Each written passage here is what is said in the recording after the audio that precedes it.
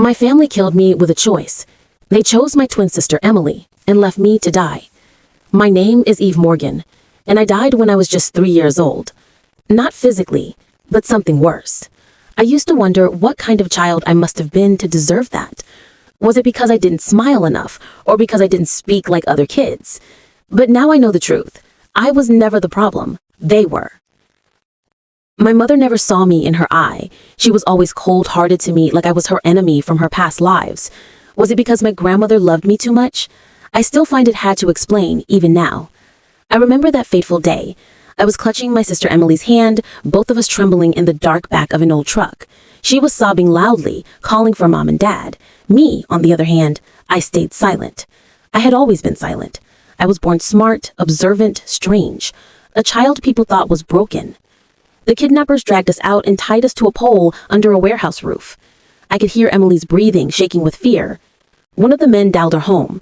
The moment the call was answered, he quickly said, $100 million for both girls. You have 12 hours. There was a pause, the kind that claws into your bones. Then I heard my mother's voice, cold, steady, and final. We can only pay for one child. Emily gasped, choking on tears, and my heart stopped. I heard my father also said, save Emily. The other one, she's useless. Just keep her. Emily screamed, no, please, take us both. Mom, Dad, please. As for me, I didn't scream, beg. I just stared into the void, realizing what I was. Disposable. That night, the kidnappers argued about whether to kill me or sell me. They left only one guard with me. I watched him carefully. I tried to find out the weakness in his grip. There was a pocket knife near his belt, and also I could see a broken glass near my feet. I was only 3 years old, but I was sharper than any adult ever understood. When he fell asleep, I cut the rope with the glass, stole the knife, and crawled through a broken door, bleeding, exhausted, and freezing. I walked miles barefoot, shaking violently, whispering to myself, don't die. Not here, not like this. But fate had another twist. A black van screeched to a stop beside me. A rough cloth covered my face. Voices shouted, take her to Black Sun Camp. She's young, perfect age. Just then, darkness swallowed me. When I woke up, I wasn't in a hospital or a police station. I was in a prison built for children. There were children crying, children fighting, and children dying. Welcome to Black Sun, the instructor said. If you want to live, kill. The rules were simple. Survive or die. If you fell, no one picked you up. If you cried, you were beaten. If you lost, you disappeared. That was the night my childhood died. 7 years passed like a nightmare loop, and with these 7 years came blood, training, and pain. At age 10, they gave me my first assignment: kill a dangerous criminal. Everyone thought I would fail, but I executed the mission flawlessly. No sound, no mercy, and no hesitation. When I returned, the entire camp stared at me like a ghost. Head trainer said, from today onward, she is Dark Rose. Rose because I looked delicate. Dark because I killed without blinking. And from that day, no one dared touch me. I wasn't completely alone. I found 3 others like me. Lena, deadly with blades, funny and loud. Vera, she was a genius hacker, sarcastic but loyal. And Ace, calm, strategic, terrifying when provoked. They became my siblings and my real family. We survived together. We planned together. We promised each other freedom. At 16, we had enough blood on our hands. We wanted out. Vera said, if we stay, they'll kill us one day. Ace said, we destroy the camp, burn everything. Lena said, Eve, say something. I looked at them, my only true home, and I nodded. We ended, all of it. That was the night we declared war against the monster who built us, Mike. They told me the world would forget us. That was the easy part. After we burned Black Sun, Lena, Vera, Ace, and I vanished into a dozen new names and 3 different countries. We didn't want lives. We wanted silence. For 2 years, I lived like a ghost in a small village the map forgot. I changed my name 1 too many times. I learned how to braid my hair so strangers wouldn't recognize the way it fell over my shoulder. I sold the weapons I didn't need for groceries. I learned which market stall sold the thickest yogurt, a habit that became a comfort. I drank it cold and slow whenever the smell of blood rose in my dreams. The village people called me quiet, polite, the shy foster girl. They offered me bread, a blanket, a place by the fire. I accepted because pretending was a skill honed in 10 different tongues. But the world had not stopped looking for me. One damp evening, a black car slid up the gravel road to the little house where I lived. I stood at the window, fingers wrapped around a mug of yogurt, and watched the door open. A man in a suit stepped out. Not a policeman, not an agent. A man with a face that belonged in boardrooms and steel, calculated, cold, careful. When he lifted his head and looked straight at my window, something in my chest twisted. His name, when he said it later, Adrian, least matched the way he moved. He had the soft sadness of someone carrying a promise. He said, "You're Eve Morgan," when he met me at the doorstep, as if he had rehearsed the name 100 times in different voices. I didn't invite him in. He didn't need my permission. He said he'd been searching for 4 years because his grandmother made him promise on her dying breath to find me. A promise that sounded like an anchor when he said it. He spoke of photographs, of cold leads, of a child's shoe found near a riverbed, and a letter hidden inside an old Bible. He spoke like a man who had been denied sleep for the hope of one name. At first, when he looked at my hands, he looked like everyone else had looked for years. Curious, fearful. He traced the faint white lines across my knuckles with absurd gentleness. He said, "I thought I would find a broken girl. I thought I'd have to fix you." That line should have pushed me away. Instead, it made me close my fist around the mug until the yogurt trembled. I told him, "I'm not broken." He smiled then, and something shifted in him. It was sympathy, yes, but more than that. It was recognition. He saw pain and decided not to flinch. That decision made him dangerous in the way the sea is dangerous, beautiful, indifferent, endless. He offered me a car ride to the city because he wanted to bring me home, a home he explained as if it had been waiting for my return. I laughed because homes are dangerous, places where people keep memories and prescriptions and proof that you once belonged. But there was a comfort in his offer I hadn't felt since the camp, someone willing to stand and say, "I will carry you." On the drive back, he asked me about the village, about the yogurt brand I preferred, about small things that mattered, as if collecting small things could stitch together a human being. When the car pulled up outside the Lawson house, I felt the old sickness crawl under my skin. The house was the same, white pillars, trimmed hedges, a porch like an altar they prayed at for the image of themselves. And my twin stood in the doorway, Emily, my mirror with a life I'd never had. She looked like 1,000 magazine covers, soft curls, a laugh she practiced for the camera, the favorite daughter polished into a role. Her eyes went wide, she stepped forward, and for a moment I saw a small child behind the makeup, confused, afraid. She smiled, the kind that cared about optics. She said, "Eve?" Voice fragile, then practiced into something warm. "They told us." My mother, older than I remembered, but practicing grief like a currency, fell to her knees and wept. The camera crews outside clicked like a hive. My father hugged Emily and looked past me as if I were a ghost caught in his memory. He said, "We thought you were dead." I watched them fumble for words, for images, to cover the gap between what they had chosen and what they had lost. Emily reached for my hand. I let her. I let her squeeze and say, "We kept you alive in our hearts." And later, in abandoned rooms, I would study the way she moved and the way she blinked, and discover that she had 100 small apologies hidden under her perfect smile. The first days were a study in discomfort. Dinner tables full of tense compliments, my parents insisting on wrapping me in silk I did not want. Emily forcefully cheerful, gradually softer when there were no reporters watching her. It would have been easy to hate them, to sharpen my words into a blade and hold it to their throats. But hate is a big thing, heavy, something I could not afford while my hands still remembered how to kill. So I met their pain with ice. Silence was far deadlier than curse. I learned to watch, the way my mother's lips trembled when she thought no one was looking, the way my father stared at the door too long, as if waiting for an escape he had never earned. Then, the city tried its own small cruelties. One afternoon, Emily, trying to show a sisterly gesture, invited me for what she called a shopping day. The malls were bright and friendly. The corridors smelled of perfume and fresh leather. As we walked, Emily kept talking about wedding dresses, about how she would support me through any trauma, her voice syrup sweet. I believed her for a heartbeat. We walked toward a boutique, and I noticed 3 men loitering by the door. Something in the hair on my neck lifted like a warning. I'd been trained to listen to the smallest noises, the breath of a room, the shuffle of boots, the click of a magazine. My skin recognized an ambush like it remembers a lullaby. I slowed and felt Emily's grip tighten on my arm. Her smile had the stiffness of a mask.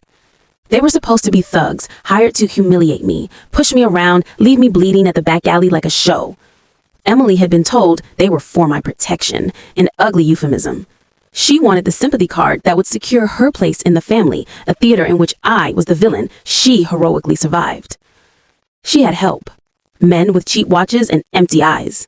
But I never carried only scars. I carried instincts. I stopped walking.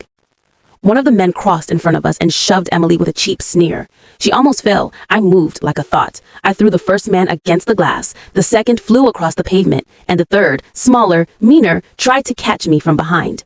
I smelled the cheap cologne and fear. I smelled the old rush of adrenaline like rain before a storm. I moved, and he hit the pavement before he understood what had happened. People screamed, and store owner came out to see what the commotion was. Cameras, unafraid, caught the whole thing. I heard the susurration of phones recording. Emily stood in the center of the chaos, eyes enormous, cheeks flushed with shock, and a weird sense of guilty relief.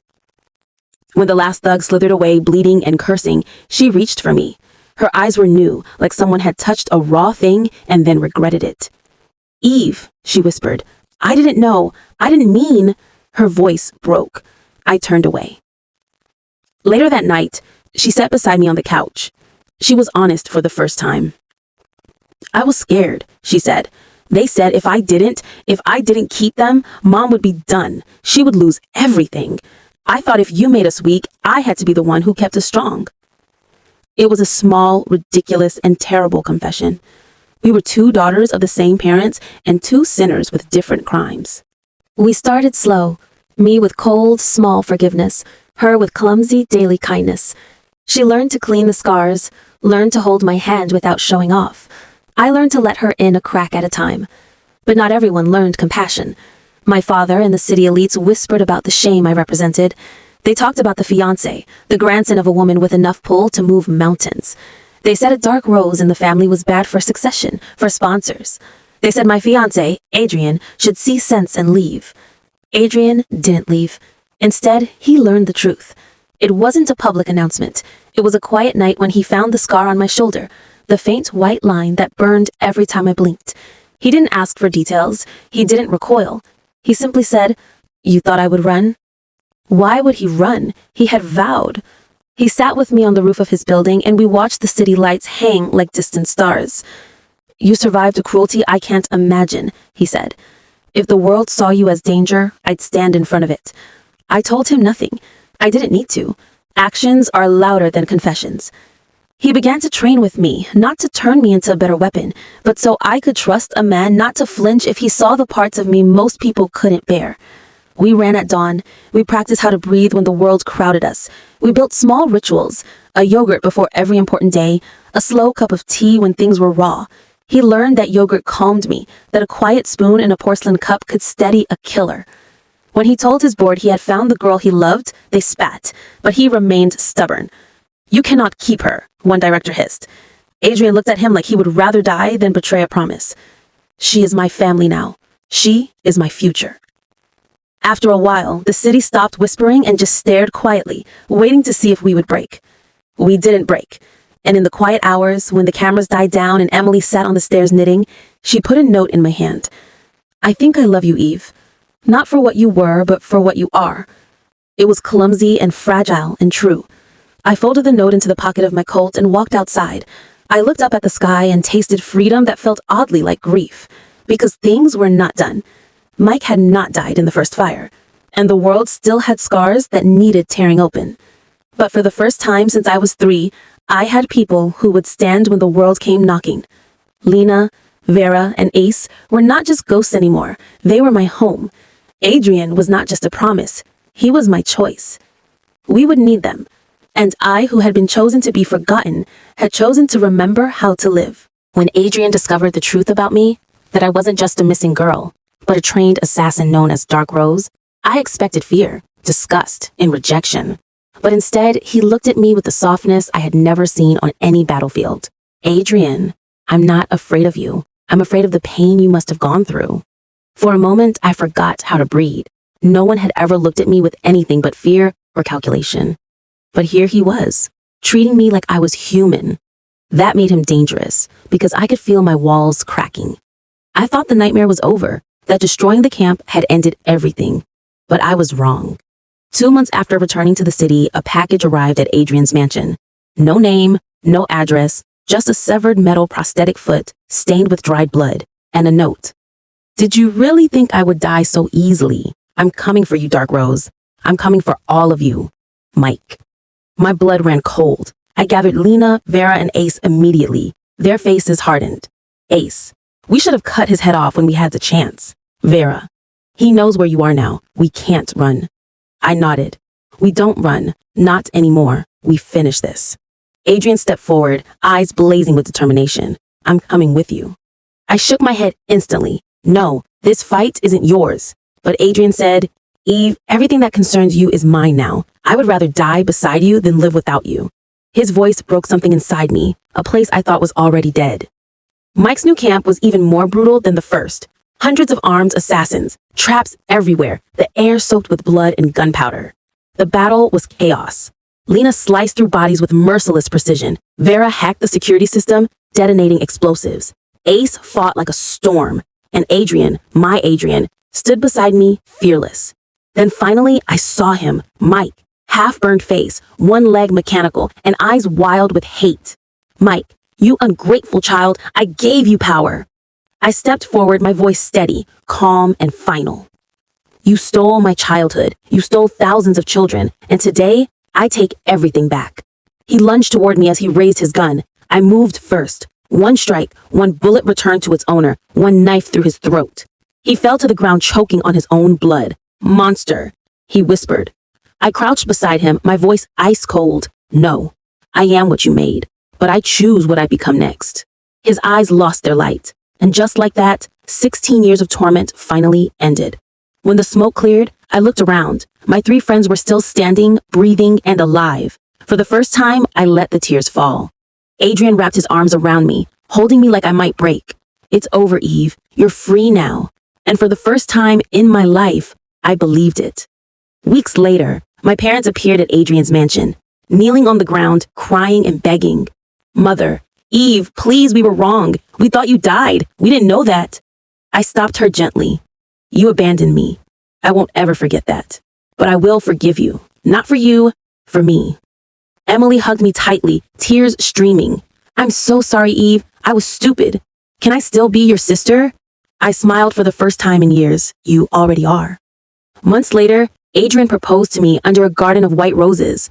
Adrian, Eve Morgan, you survived hell. Let me give you heaven. Will you marry me? I looked into the eyes of the only man who ever saw me more than a weapon. Yes. My companion stood behind me, laughing and crying. Emily found love too, a sweet, gentle boy named Liam. And my parents learned to love without bias. For the first time, I wasn't fighting for my life. I was living it. My name is Eve Morgan. I was abandoned. I was broken. I was forged in blood and fire. But today, I am free. And this time, no one will ever control my destiny again. Tell me, if you were in my shoes, would you ever forgive your family? Would you let go of the past, or would you make them feel the pain they caused? Thank you for listening to my story. If you enjoyed it and want more powerful and emotional love stories like this, please like, comment, and subscribe to Story by Dia. Your support helps this channel grow and brings many more stories your way. See you in the next story.